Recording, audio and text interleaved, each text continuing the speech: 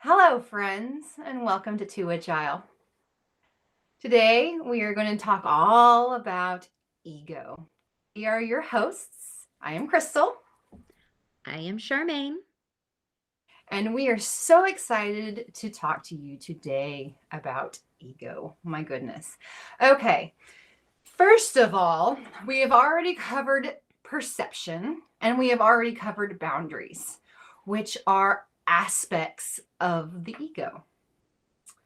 So I have a disclaimer. First and foremost, the ego is not good. It is not bad. It just is. It is something that you absolutely must have to be able to walk on the earthly plane. Because if you don't have it, we would all just be sitting around meditating all of the time, connected and not able to, experience because we are souls that are here to have the human experience. And to have the human experience is to experience individuality. Yes, I've asked quite a few of my friends, I am sorry that I put you on the spot. However, I just wanted to get a feel of what everybody else out there was thinking when I mentioned the word ego.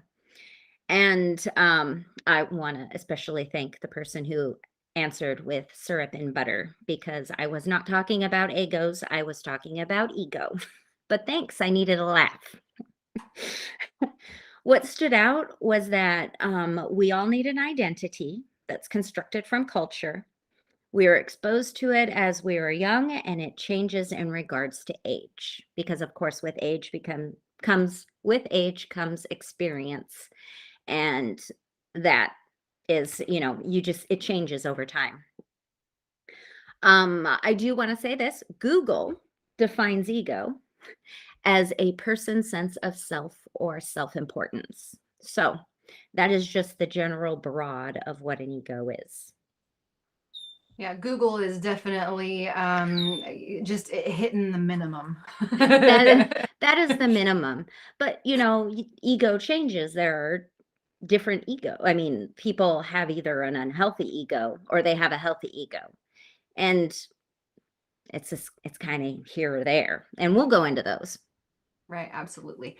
All right. So there's an experiment that you have done in therapy, and we'll call it constructs of the ego. Yes.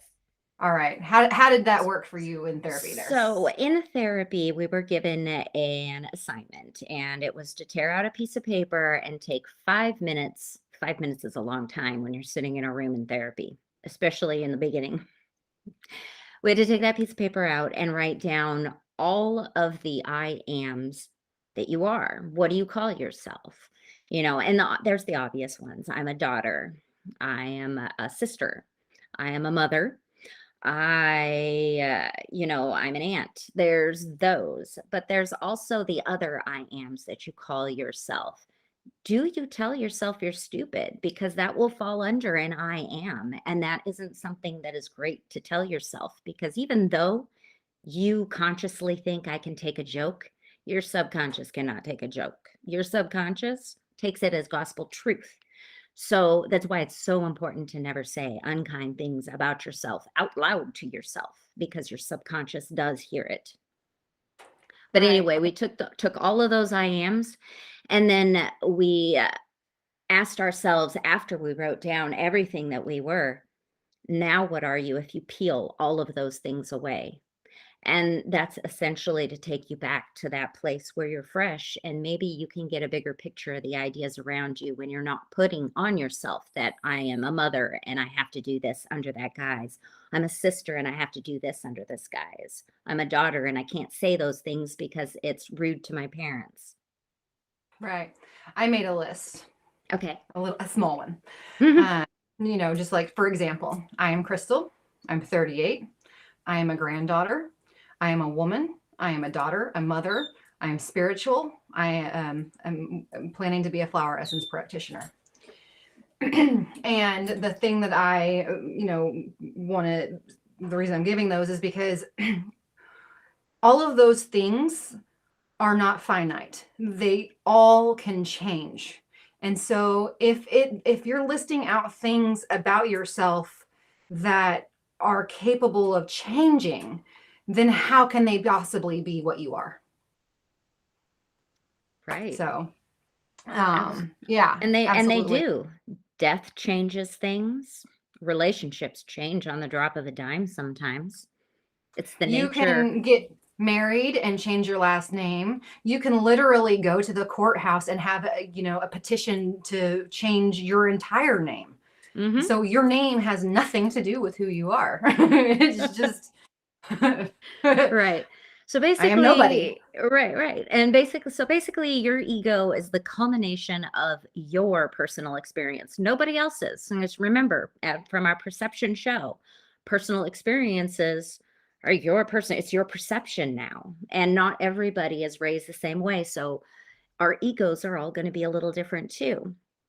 So the first thing you need to do is be able to be honest with yourself about um about your ego and whether or not you have maybe an imbalance there or maybe not. Or do you really have a healthy ego? Are you behaving in healthy manners? Or do you have an imbalance in your ego somewhere? Is there damage done somewhere? Right. All right. So let's actually what is the ego? How does the ego become formed? I'm gonna throw in a recommendation here. Highly, highly recommend listening to the audiobook, or there's even a movie. The audiobook, it's available on any audiobook platform. It's called Becoming Nobody by Ram Dass. It is fantastic and it's funny. But he calls the ego, when you're born, you go into somebody training. You become you the moment you're born, you're given a name. Your parents have aspirations for you. They have likes and dislikes. They have an idea in their head of the little person that they want to form you to be. All of those things start you off into that ego, and you get so good at doing all of those things, you start to become somebody, and you get really good at becoming somebody. And so your ego is formed, by actions that are taken, traumas that you experience, all things like that. Okay, so let me just add here, what is a healthy ego? Yes. A healthy ego, it allows us to genuinely appreciate our strengths, accept our imperfections, and love ourselves unconditionally. Now, an unhealthy ego tells you to stick to what's comfortable, to avoid uncertainty, and to have unrealistic expectations of yourself and others. It's rooted in fear, anxiety, limiting beliefs, and said that word wrong, toxic thinking patterns. Yeah, And that's the absolutely. difference between healthy and unhealthy. Google did me better there. So the ego is the mind, right? It is what you think you are. So it's very much being inside of your head. Overthinking is one of the constructs of an unhealthy ego. Hmm. Um, and I'm sure through therapy that you have learned too, that to heal the overthinking and to heal, you practice mindfulness. Part of that mindfulness is coming back into your body. And that's how you begin to heal unhealthy ego, is living in your heart. We've been told as a society not to feel emotion, that emotion is bad. Oh, you're too emotional, you're not thinking correctly. But the mind is logical, where the heart is, more intuitional and Hmm. emotional. And living from the heart is so important, because it's allows you to fully incorporate your experience and not just think this is how it is, or this is how it's going to be. Not always thinking of the next thing, or thinking of the past. It's always a constant, we need to feel Yes, everything. absolutely. I think that, let's see, in order to counter those unhealthy egos out there, you have to first recognize something's wrong and be honest with yourself.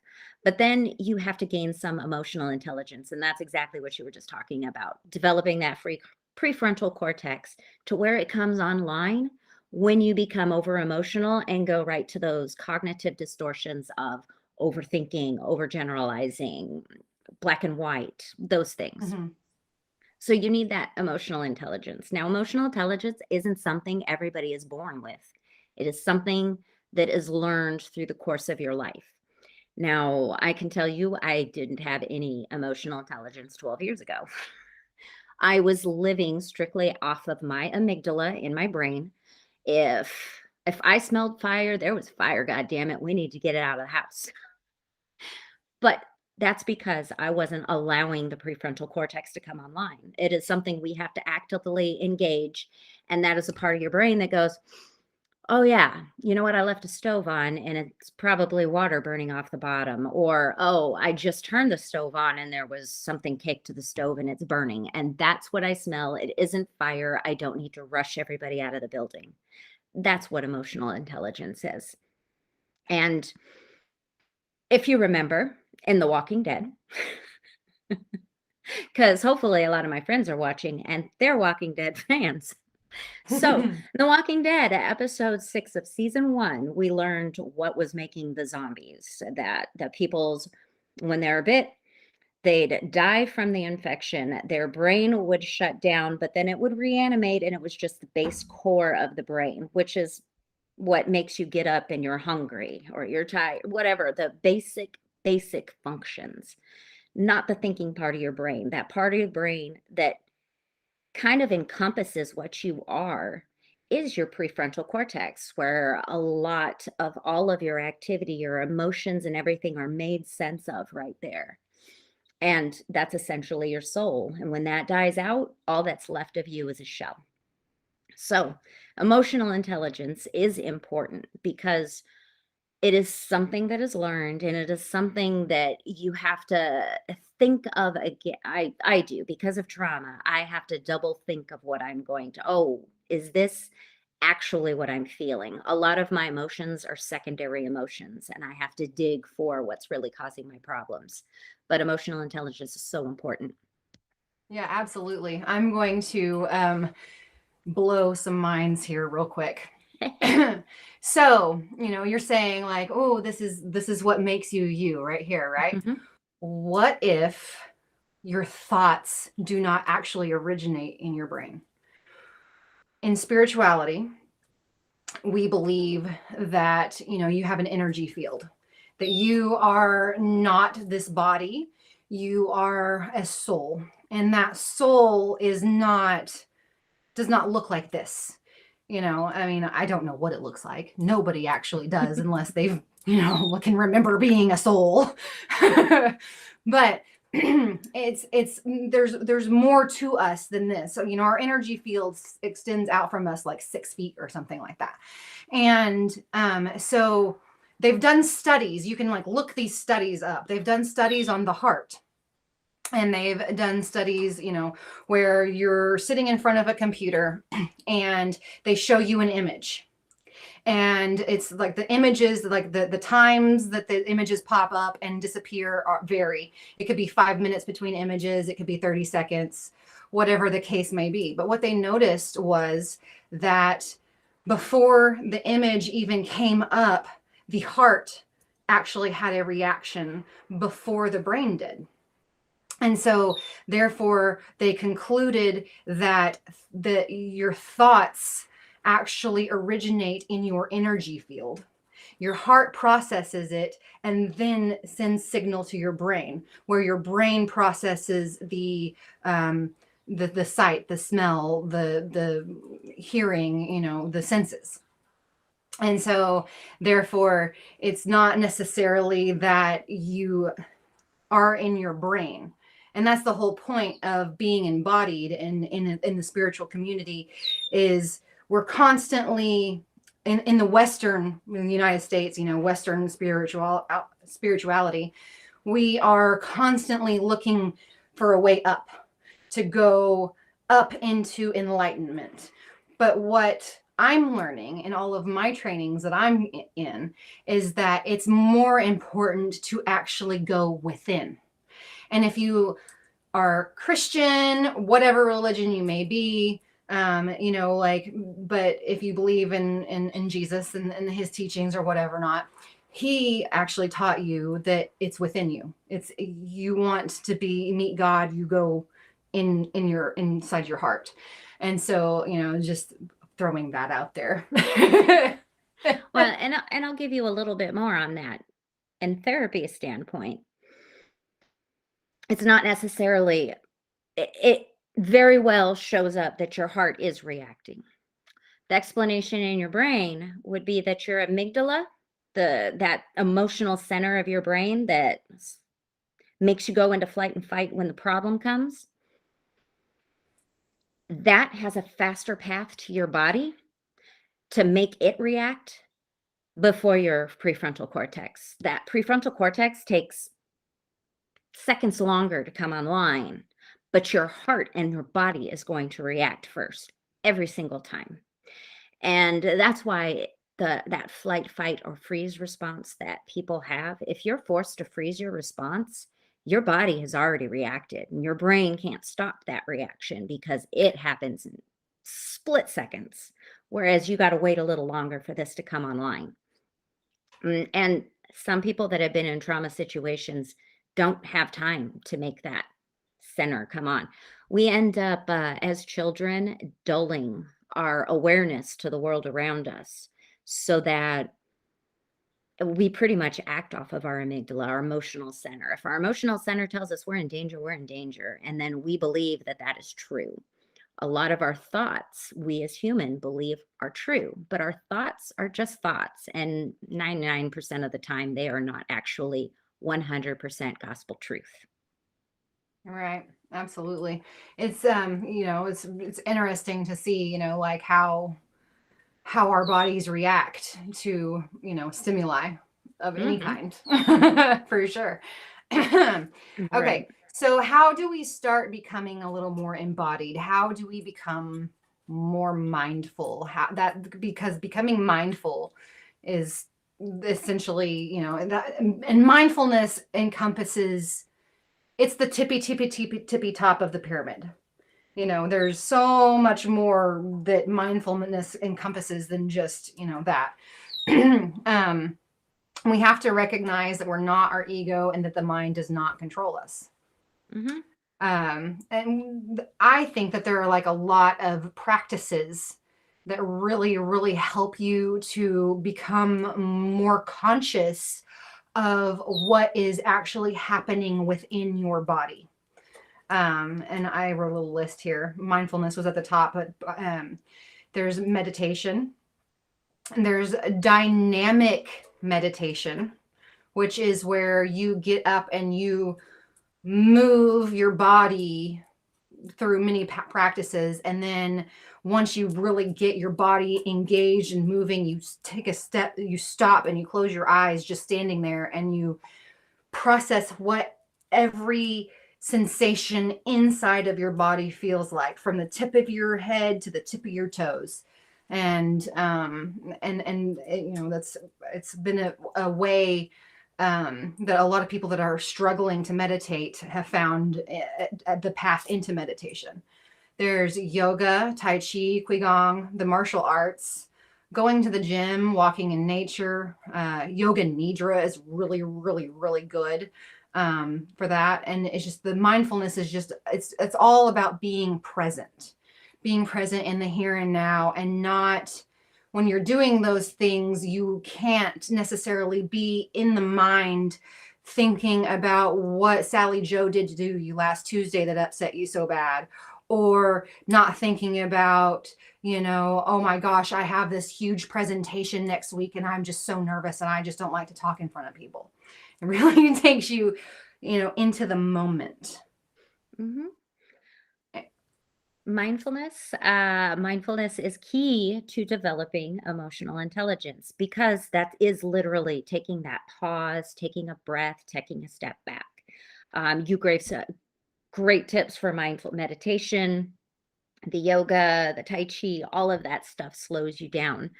Um, but I was going to add that some of us don't have time to slow down. I know I raised 3 kids, and 12 years ago, I did not have time to sit and meditate properly or the way that I was being told meditation should be.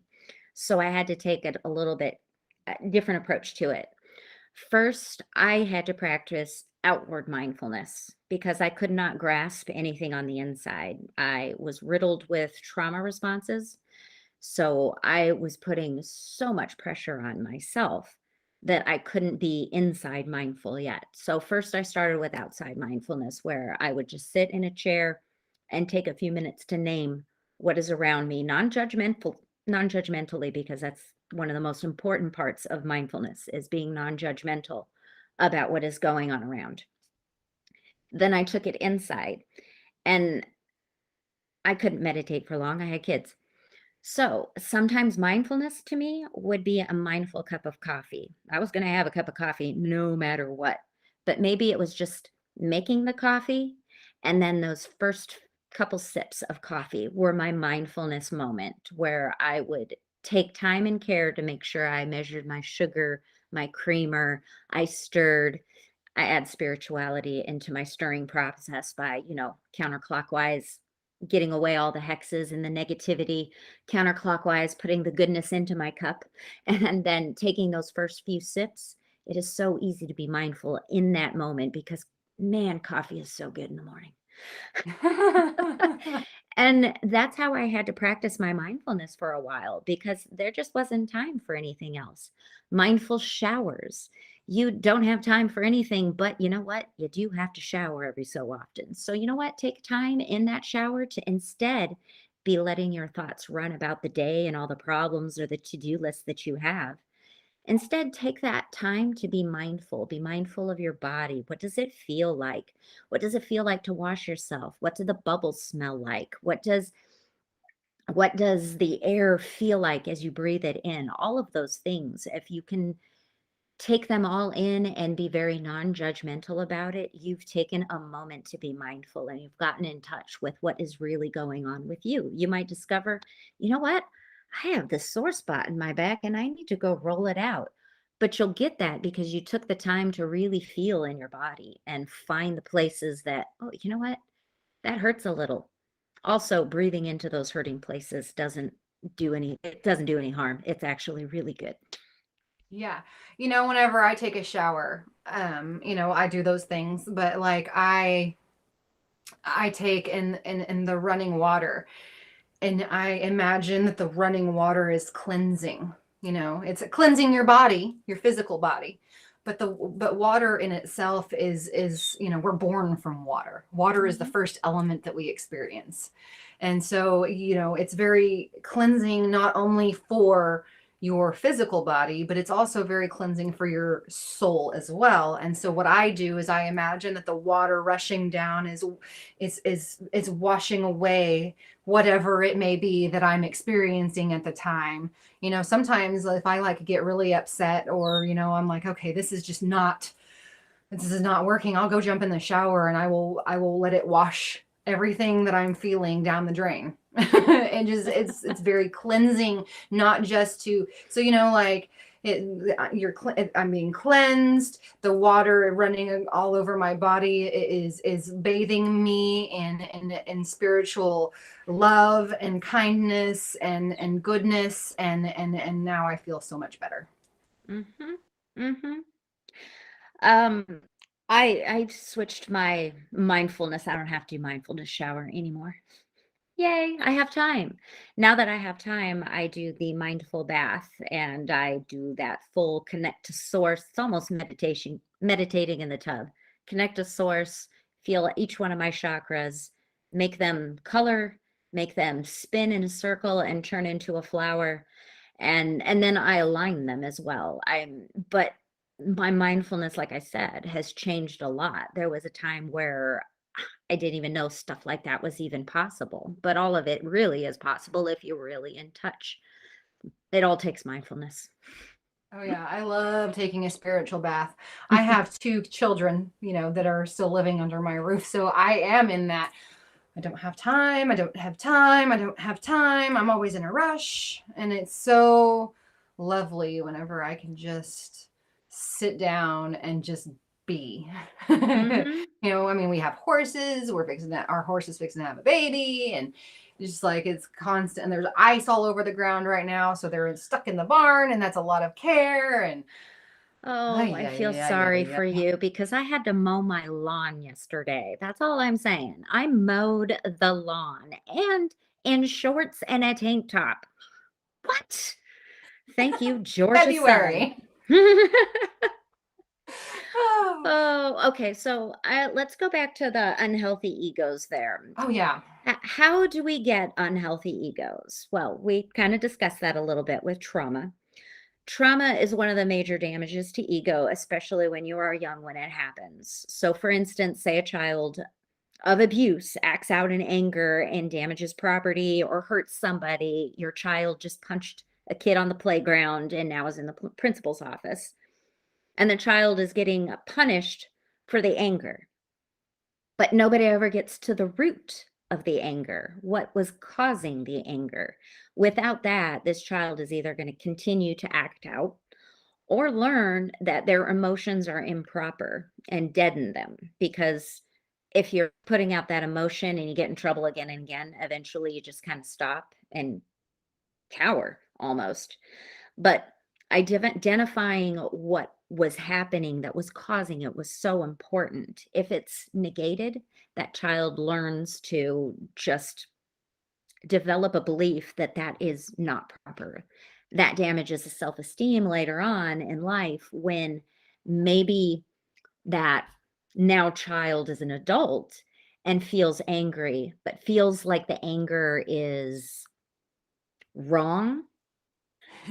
So about the child that got in trouble for experiencing the anger, the correct approach, or not necessarily correct, not that there's wrong or right. It just is. Everything is a learning experience. But to help in that situation, we need to understand that the emotions are our body's way of telling us when something feels good or doesn't. So if we're experiencing anger, that anger is coming from a place where we feel invalidated or we feel, um, you know, shit. It's coming from a place where your need isn't being met. I Yes, gotcha. that. I We can't. My words. That happens a lot.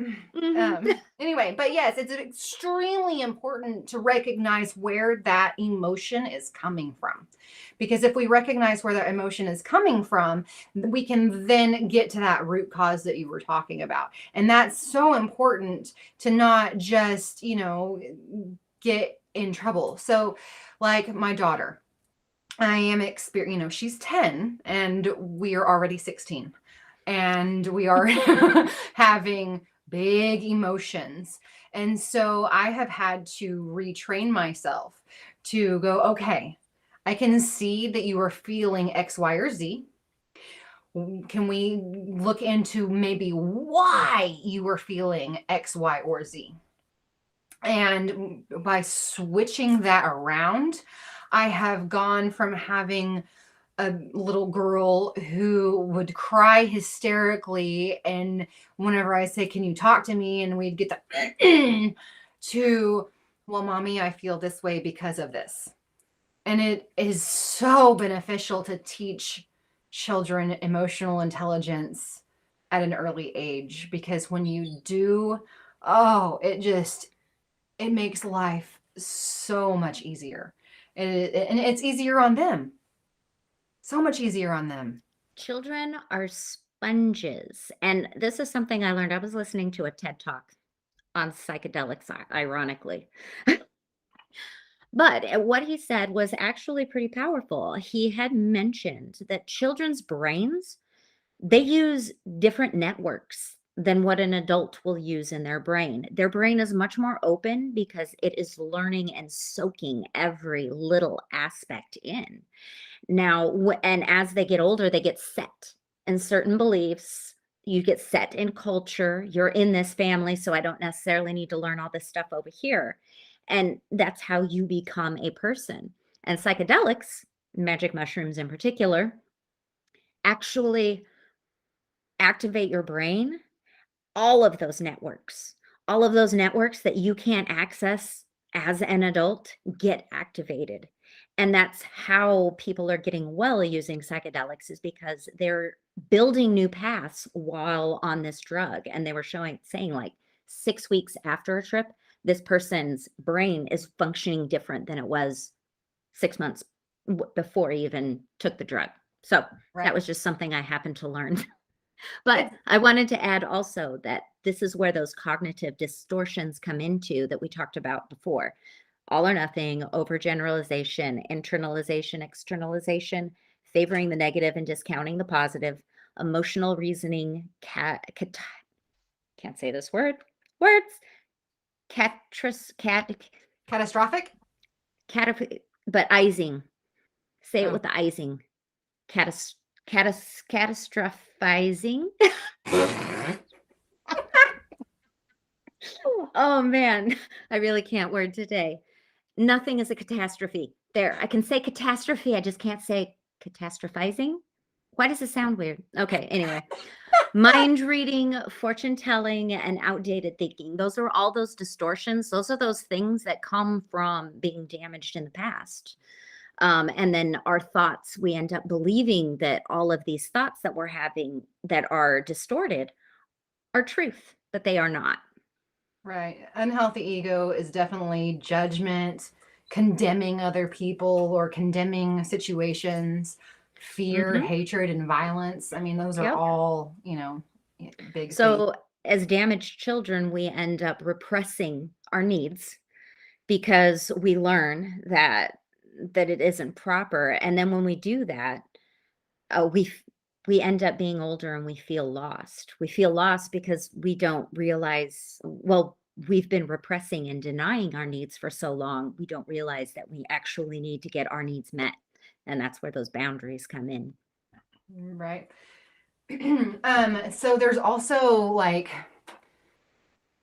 things that are considered ego traps. Okay. Ego traps. There's a multitude of them. Like whenever I make the blog, I'll write a bunch. I just have a couple. Is like ego traps, seeking outside validation. Oh yes, that's a big one. Oh my gosh. And you know what? I'm guilty. I went all my life looking for outside validation. That was the main reason I didn't know what my needs were, because I was depending on others to tell me what my needs were so that I could make them happy. And then when I made them happy, they validated me, and then I felt good for the wrong reason. Thinking that your spiritual beliefs are the only correct spiritual beliefs. Or this could be any belief, believing that the sky is purple instead of blue. I mean, that's your perception, honey. Like, but that doesn't mean that everybody sees the sky as purple. Another one is like stagnation, the periods of stillness where we get stuck in our heads and have seemingly no forward momentum of progress. Like that's like, I'm just a failure because I can't get this done. I just suck because I'm not good enough to move this project forward. I mean, it could be a multitude of things, but just having that, like a give up because I'm not achieving the progress that I thought I should be achieving at this point. Happens a lot in spirituality. You get stuck and you're like, I get stuck a lot. And it's because I get really folded up inside of my head, like, well, why am I not able to meditate right now? Why am I experiencing these heavy emotions right now. I should be past this. It's an ego trap.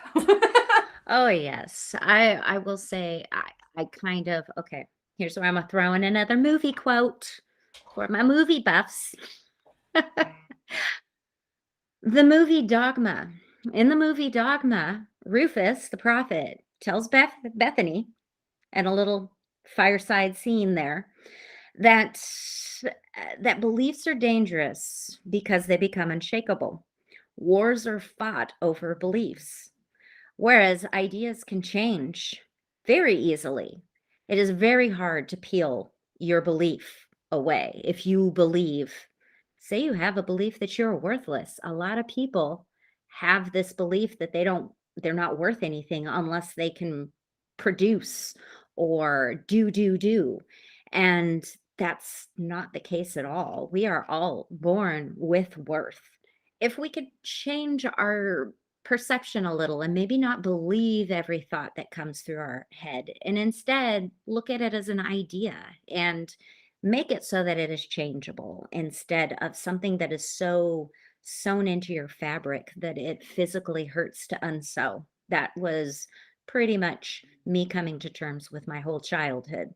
I had to unsew every belief that I had growing up so that I could become mentally well. For one thing, I was riddled with all of those distortions. So become the willow. Yeah. The willow tree. Oh my gosh. So that's my new website. Actually. But like the willow is extremely important to me. But it's all about being able to become flexible, to Yes. flow and bend. And that is, it's very, very, very true to apply that to the ego, because Yes. your ego needs to be flexible. It needs to be able to go with it, because whenever you're not, and whenever you're stiff and you're in that, like I'm a fence post, I'm unmoving, I am rooted in concrete. Mhm. That's when things that come by you, they are abrasive. You don't move with it, you're getting hit with it. So you're getting Mhm. hit with emotions. You're not, whoa, this is being done to me, this is horrible to me, instead of like, okay, Externalization. there you go, right there. Uh-huh. So be like the willow that came through Mhm. right there. I just want to add one of my very last notes on my segment here is Law 9 of the 12 laws of the universe is the law of relativity. And the law of relativity means every soul will face challenges and will fall under pressure or rise above them. We're all going to have problems. It's us as humans, we are all going to have problems. And it's simply strengthening for your soul. Every problem you run into and overcome strengthens your soul and your beliefs about who you are. And there's always a chance that you fall with the universe also being cyclical, which is another law. I can't remember which one offhand. But that's another part of the universal laws, is that everything is a cycle. The seasons are a cycle. The moon phases in cycles. We're going to experience things and think that, okay, I've cleared this, I am good. But guess what? We're still going to come back and probably experience something very similar. Hopefully, we have learned and strengthened our soul so that we make it through and rise above. It'll still come around. It's still come around. It's kind of like that old adage, it comes around to see if you're still stupid. But we're not. Sometimes we just don't remember the last time that we went through that particular thing, or it triggers us so hard into an emotion that we go to a distortion instead of where we should go with it, which is to find the root causes. Right. Absolutely. Okay. I have a little spiritual side note here that is a way of looking at the ego. Look at the angel and the devil sitting on your shoulder analogy, right? Mhm. And we look at it a little differently. The angel in this case would be like your higher self or your soul. The devil would be the ego. And in spirituality, the demons are aspects of the ego to which you should try to overcome. There's a fantastic book written by Megan Watterson. It's called Mary Magdalene Revealed, and she breaks down the book of Mary Magdalene. It's the only book written by a female prophet. It is not in the Bible, obviously, but there's been 3 copies of it found, and it's literally goes through like 7 aspects of the ego to be healed. There's even a reference to it in the Bible, actually, where it's Luke 8:2, and it says, also some women who had been cured of evil spirits and diseases, Mary called Magdalene, from whom 7 demons had come out. And that is literally, wasn't that she had evil spirits inside of her. It was Right. that she took and processed aspects of her ego that were unhealthy to make them healthy. And it's a fantastic book. I highly recommend it. I will have the link for that, to that and the Ram Dass in the blog post for sure. Because yeah, I highly recommend both of them.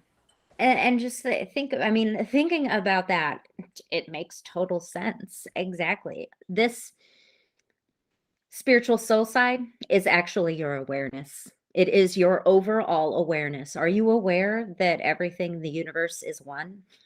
There's a divine oneness. Yes. And that's kind of what that is right there, is that divine oneness. You one with the universe, in touch, aware of not only what's around you, but what's inside of you, and being non-judgmental and accepting of it all.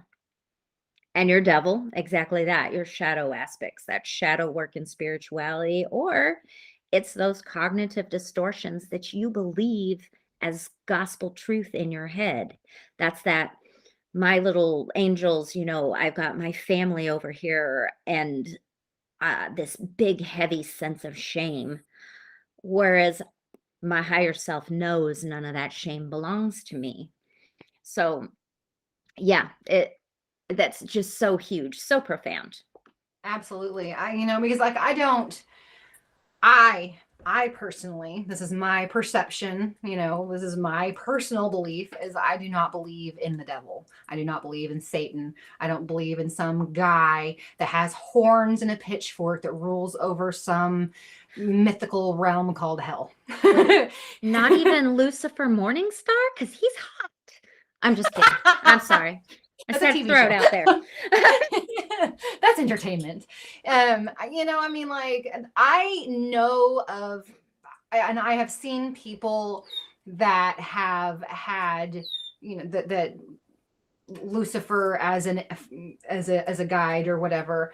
But I don't know enough about that to have an opinion or a perception on it. It's not something that I have experienced, but there are people out there that do. But that's where you have the spirituality come in. That everyone experiences spirituality differently.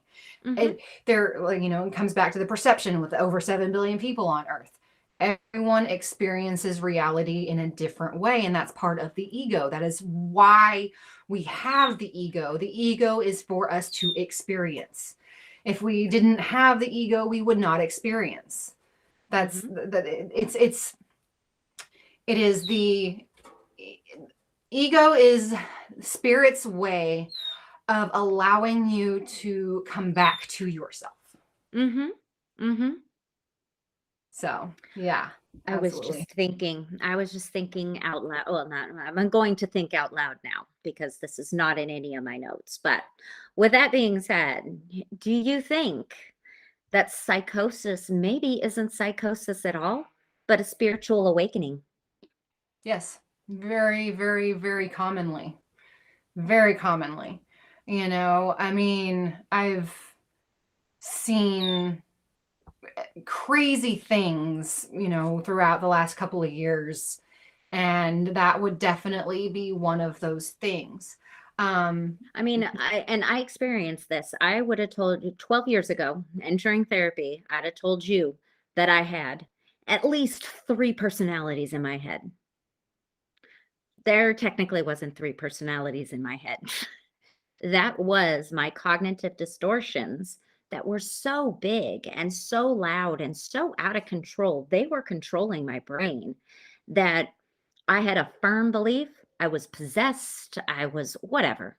Like, I couldn't even make sense of my own behavior because I didn't want to behave the way I was behaving. But it was just such, the power of the mind is amazing. So, what if that's actually, well, and then if you think about it, where I am now as compared to where I was 12 years ago, I must have had like 6 or 7 awakenings because holy cow, I had a really tough time.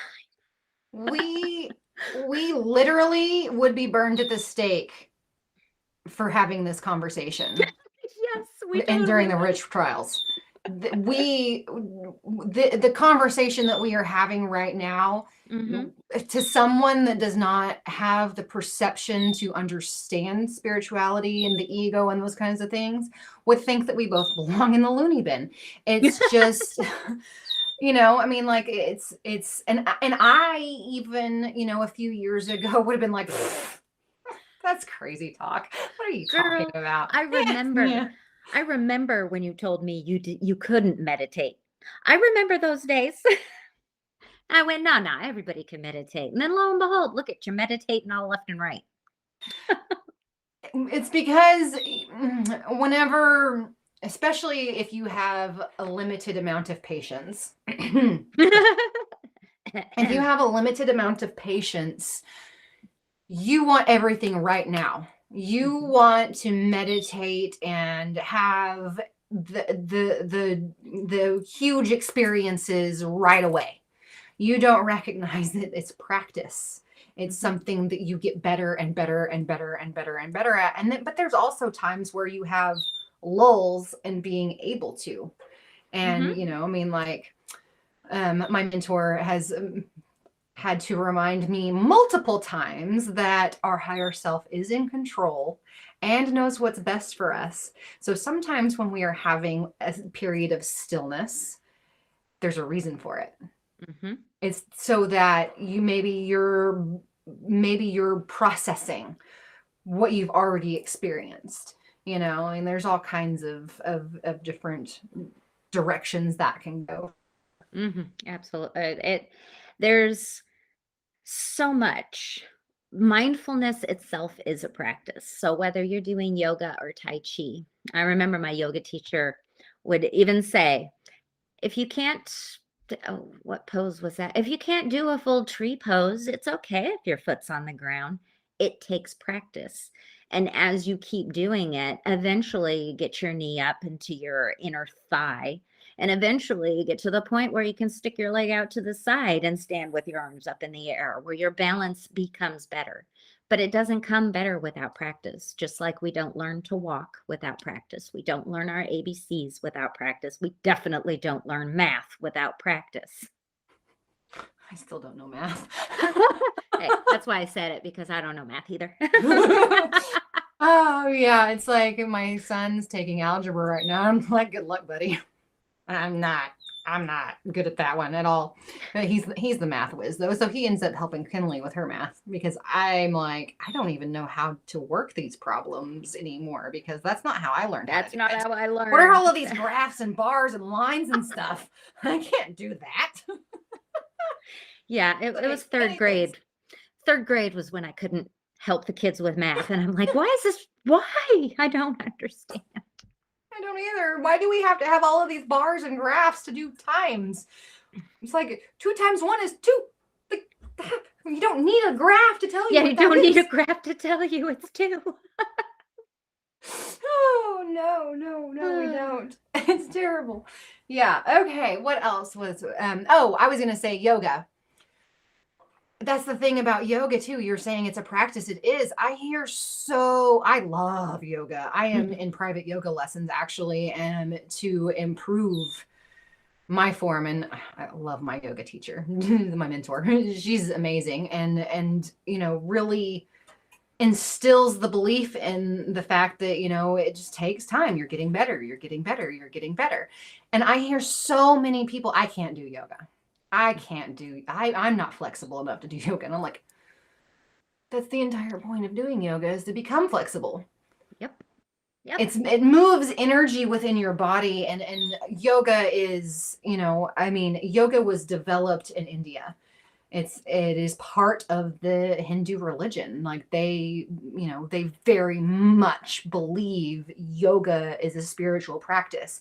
And by doing, there's Kundalini yoga, there's so many different kinds of yoga, hatha yoga, just blah, blah, blah, blah. Our Western, I'm learning spiritual yoga, and the Western type of yoga it's not as mind conscious, or it's more mind conscious than it is body conscious. You know what I mean? Like, we're doing it to get fit. Well, yes, it's good to get fit. Your body is your temple. Your body is your vessel. This is what you have. You got to take care of it while you're here. That's why you eat right, and various other things. But your body is your temple, and so you make it strong and you make it flexible, and you use it as a portal to be able to go into yourself. And so that, like the Hindus, it's very important for them. Just like other cultures. Think about the indigenous cultures. Think about the tribes of Africa, the tribes of South America, the Native American peoples here. What do they all know that we don't? Because what's the one thing that they seem to do whenever they're going to, whether they're dancing for rain, whether they're dancing before war, whether they're dancing for, the birth of a baby in their tribe, various other things. They dance, beautiful. They have these beautiful, like you've seen some of the Native American dances and things that we have here. They are so orchestrated and beautiful. And it is all in their culture, a way of calling spirit down to them. Mm-hmm. And they know something that we don't. And it's to get that in your body, to move your body. And then, like even in the Asian countries like China and Japan, and they are very, very well known for their martial arts. Tai Chi comes from there, Qigong, and that area. But the martial arts like karate, and I don't know all of them, but I do know a couple of very martial arts teachers that have told me about, energy movement, and how, you put the energy in your body and everything. It's a spiritual experience for them. Mm-hmm. Totally, and 100% is. It's not necessarily to be able to fight each other. It is the way that they are moving that is designed to move the energy within their own bodies. I was doing some research, and there are certain forms of yoga breathing techniques commonly found when you're doing Kundalini yoga, but you actually can put yourself into a state where you can tap into that divine oneness, if you will. It's almost like working so hard at it activates a certain part of your brain that almost that DMT or magic mushrooms, that type of thing, would activate that portion of your brain that connects you to the divine oneness, which happens to be the first law of the universe, is divine oneness. And that particular yoga, Kundalini, is technically designed in its breathing techniques to get you to reach that, to where you do feel that divine oneness. So there's that. That is definitely a practice. All of those practices are wonderful, and they're good at calming your nervous system so that you do not overreact when something bad happens later in the day. If you practice your day with maybe just a 10-minute meditation of positivity, you'll have an easier day with everything that just kind of pops up, whether it's you just got called from the mortgage company and they don't have your mortgage payment, or What are all those little things in life that pops up and you're like, God, geez, why is this happening now? Maybe it's the fender bender. You're not going to get as upset if you are actively calming yourself down every day with these techniques. And the universe has a way of testing you too. Ooh, Good. I have a note for that. It takes both rain and sun for a flower to grow. We too require sadness and happiness in order to be fulfilled. Right. And that goes back to being cyclical.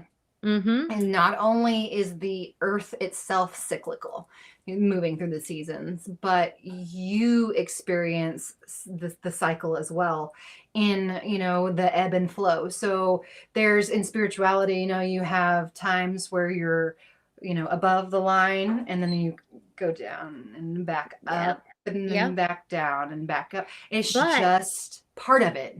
if you're doing this, you have some cognitive distortions because this means that you're staying comfortable. And if we remember, an unhealthy ego is when you keep yourself comfortable. If you're Yeah, comfortable, you're not going to grow. And growing is required for your soul. absolutely. That was a note that we had. Was that perception, I think? It might be. I don't know. Just, that growth happens Mm-hmm. from facing yourself, Mm-hmm. essentially. That was, Yep. yeah, I think that was perception. Anyway, but yeah, absolutely. Absolutely. It's a huge thing, your ego, is very important. There are so many spiritual teachers, that are like, oh, you must kill the ego. No, You need it. you need it. absolutely need your ego. Yeah. What it should be, though, is your ego cannot drive the car of your life. You have to tell the ego to get in the passenger seat. It can ride shotgun. It can even give you directions sometimes. But your awareness, your spirituality, your oneness, knowing yourself, your awareness needs to be the one driving this car. Right. And you were talking about Kundalini yoga and you can experience that. I had a spontaneous Kundalini awakening. I remember. It was quite the ordeal. I didn't know what the heck was going on. I was in New Orleans, just bebopping along in the street. There was this ginormous like mirror ball float with this DJ that had on like this like whole mirror ball outfit, and I mean it was just like douche douche douche douche douche, and then in front of me they were singing, like they had like literally a wagon that had car batteries on it and a karaoke machine. And people were just lining up to sing karaoke. This was at 9:00 in the morning in the Marginy district, I will say. And all of a sudden I was just like, whoa, something is going on. Something is happening. And I was like, oh, that was a bad edible. But that's not what it was, because after that initial, and it was probably only seconds, but it felt like 10 minutes. And it was just like everything was brighter. You tapped into your DMT in your brain. Our brains naturally make DMT. Uh-huh. And you tapped into it making it, and you were like, pow! And you know what? That happened to me the first time I did Kundalini yoga. I went, I paid $100 to do it because I was doing it with Ryan Hurst and Charlie Hoonan, who I will add has a very lovely voice when he's leading you through breathing techniques. And it was just a lovely experience. And then Ryan took over and led us in movement. And I thought I was going to die. I was sweating. I was out of breath. But during all of that, I ended that whole experience in just utter blubbering tears. And I barely even knew why. And that was just me tapping into that experience myself, really becoming one with who I really was, not all the stuff that was put on top of me. And it was powerful and just leaked out my eyes. Absolutely. It is. I cried, I laughed. Like, I mean, you experience the oneness for sure. It's like, it's the most comforting and loving experience I think that you can have. Mhm. And I mean, if you have a Kundalini awakening, you like, I mean, spirituality becomes a very big part of you, because that's what that is that, you know, there's a part of you that's just, you know, tapped in. You don't ever lose that tap once you gain it. It's Mhm. always there. Mhm. It's always present. And now say you're not spiritual. Say you're Catholic. Guess what? All of those things still apply. Your prayers are very powerful. Your prayers is almost a meditation. And if you have that firm belief in whichever God you believe in and you believe you're praying to them, well, that's why it has power. That's why it is spiritual. That's why it takes care of your soul. You can achieve that in any religion, whether you're just being spiritual without any religion, or maybe your spirituality is based in religion. You can Mm-hmm. still have it either way. It's all encompassed in the same thing. I personally, after studying, believe that the majority of all religions originate from the same place. They all have the same genetic makeup. They all, you know, there's obviously differences. Mm-hmm. But I mean, and honestly, Catholicism is the closest to spirituality that I've seen, as far as Christianity is concerned, because they pray to saints and to Mother Mary and, you know, things like that. And other religions are like, oh, you can't do that, that's praying to false idols or whatever. But in spirituality, I have guides. I've met Mother Mary in my mentor led a moon temple that I wasn't a part of, and she took us on a shamanic journey. And, you know, like, Mother Mary was sitting on a park bench and gave me a huge hug. Like, I mean, that was freaking amazing. I've met Mahavatar Babaji in meditation. I've met Isis from the sky. And here comes the loony bin truck. Yeah. Oh, is But mine you know what I coming? mean? Is it here yet? Yeah, but like, you know, like, really and truly, I mean, like, because the Catholic religion was started by one of the apostles of Jesus, Saint Peter. Saint Peter's Basilica is in Rome at the Mm-hmm. Vatican. Mm-hmm. um, I feel like it, you know, had, but they also were distorted by patriarchy, and the Romans, whenever they took it over, got a group of men together and they decided what was to be put into the book and what was to be left out. And that's how we have all of these Gnostic Bibles and texts and the Dead Sea Scrolls and, Oh you my know, goodness. That's the Book of exactly Mary and all what that. Rufus said in Dogma. They left his book out. I'm sorry. I had to go back to the movie. But it's, I mean, that's the But that truth. is Like, I mean, that is truth. You know what? Over the years, it was picked apart by humans. So, of course, it's fallible. Humans are fallible. I am sure that there are bits of truth because there are bits of truth in everything. Every story that is told, even fairy tales, have little bits of truth in them.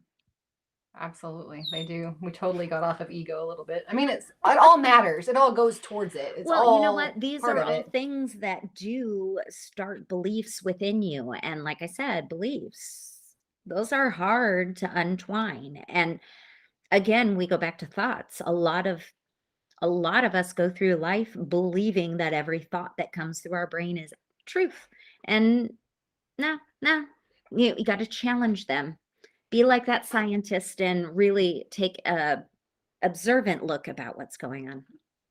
Because I mean, Eat. every single spiritual leader, they are giving you their perception, Mhm. right? And So who knows how much of their ego is in it. exactly, exactly. That's Their where I was going with perception, that. could be riddled with their ego thoughts, with their ego beliefs, instead of the awareness that they should be using. Because some of the most religious people I have found to be the most judgmental. And while you are preaching that only God should judge, which I don't believe God holds judgment, but you're sitting there saying that judge not lest ye be judged, but what are you doing? You're literally judging everything everybody else does. Mm-hmm. Yeah, and judgments come from them stinking Egos. cognitive distortions in your brain from trauma, and let's just say that our next show is going to be on trauma so that everybody has a good idea of what trauma is. Because, or you know what, even we should throw up in the foreman. Words. Use your words. The forum, we should throw up on the forum, and not throw up on it physically, but throw up there a question of, what do you think trauma is? Do you have a definition of trauma? What do you see trauma as? Because as I have talked to people, most people don't encompass the full view of what a trauma can be. Right, because trauma can come from so many places. And there are things that, and what's traumatic for you may not be traumatic for me. Right. Absolutely. I mean, and, as another thing that I wrote, I think on I can't remember which blog it was on, but it's everyone experiences things differently. I think it's boundaries. Perception. It's in perception. Where we have, like one person's hell could be another person's this isn't so bad. Mm-hmm. So, all of these things are tying in together. I feel like we're making a beautiful story right now.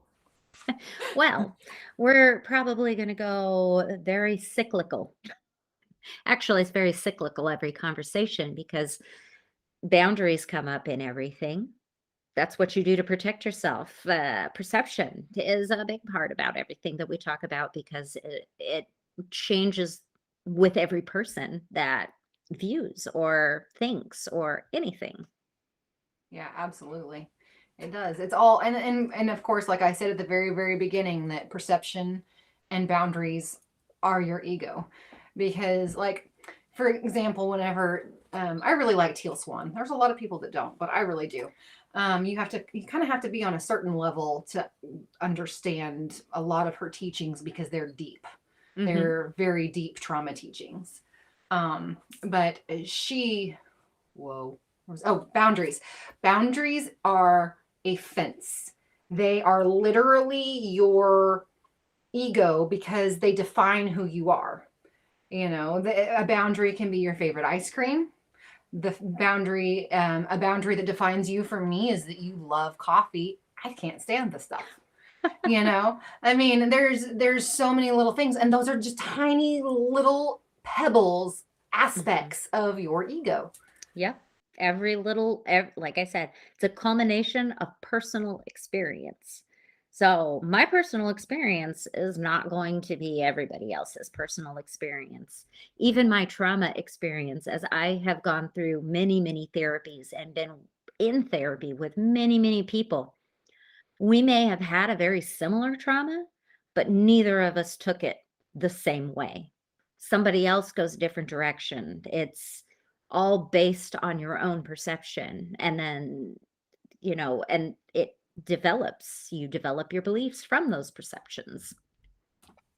Absolutely. I think we just covered the crap out of ego. Heck yeah. Wow. Well, I hope that everybody that hung out and listened with us got something from it.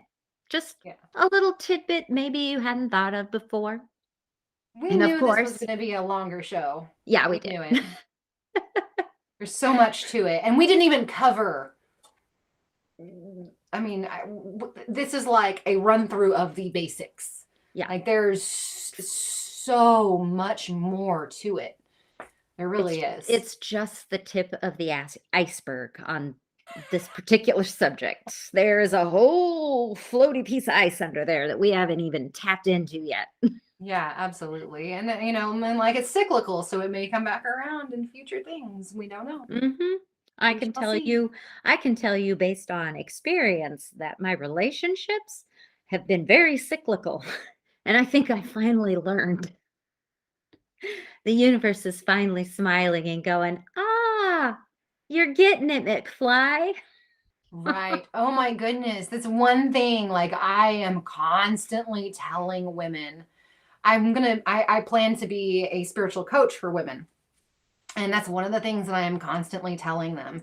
Until you heal the trauma and the aspects of yourself that are attracting the same man in the same meat suit over and over and over again, you are not going to find that person that fits you. It's just not going to happen. All right, we're definitely going to have to do a show on the 12 laws of the universe because all of that right there fits right into those laws too. What we put out comes back. If we see and assume somebody is angry and talk to them, guess what? We're probably going to bring out all of the anger from them because we've already put it out there into our own energy field that this is how this person is. And they feel it, even though they may not actually feel it. It's in their energy field. They pick it up subconsciously. Yes, absolutely. All right. Well, of course, take what resound. How do I not ever be able to say that word? Oh, Take what resonates with you and leave the rest. yes. Very much so, because your perception may be different than our perception. And we respect yours and we ask you to respect ours. Yes. Yes. All right. Well, until next time when we talk about trauma, I guess this is To Which I'll signing out. Love and light, everybody. You can catch us on Facebook at To Which Isle. We have a website, www.towhichisle.com.